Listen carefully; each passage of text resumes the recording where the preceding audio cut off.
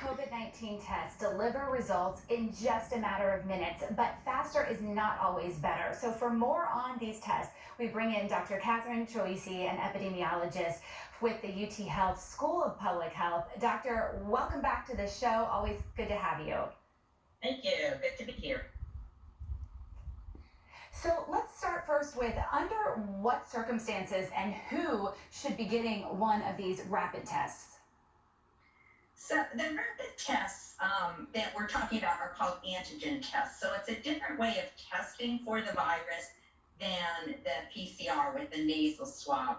And unfortunately, there are advantages. It's quick, and that's great. The saliva test, you just have to spit into a cup, and that's better than having something stuck up your nose. And it means that the healthcare provider doesn't have to wear PPE, so it saves on that. The downside is that they're not as accurate as the PCR test.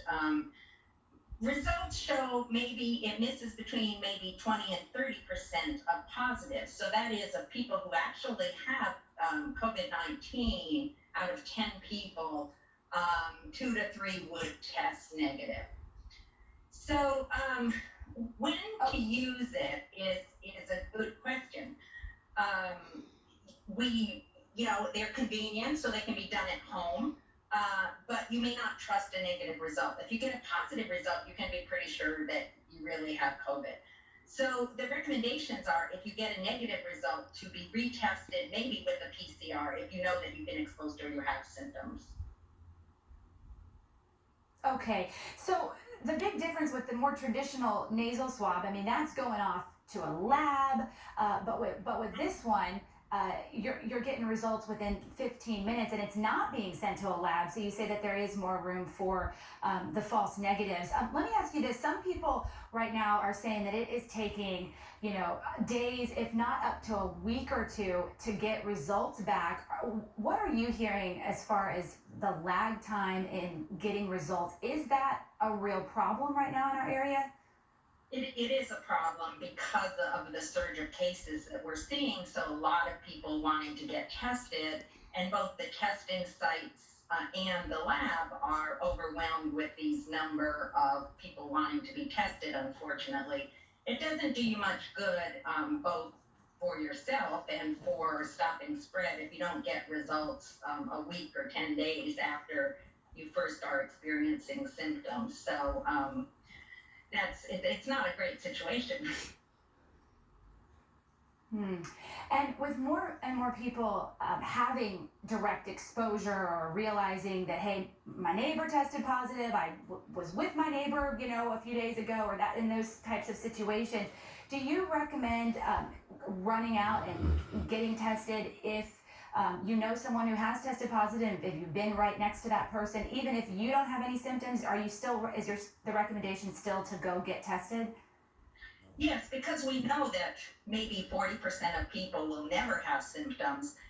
So the recommendation, if you have a known exposure, is to wait 8 days after your last contact, because you're not going to be positive right away, even if you are developing the disease. So wait 8 days and get tested. If it's negative and you've had substantial contact, a household member, somebody like that, where you really think transmission may have occurred, and the first test is negative, you probably want to get another test and just verify that.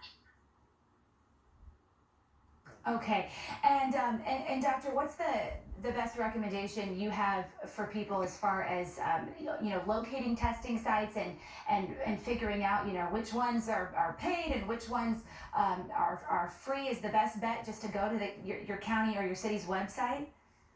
Yes, there's I think it's HoustonEmergency.org, but I'm not positive. There are websites for the county that show where testing is available. And the best bet is, because you're right, some are going to charge you, and it may depend on your insurance coverage.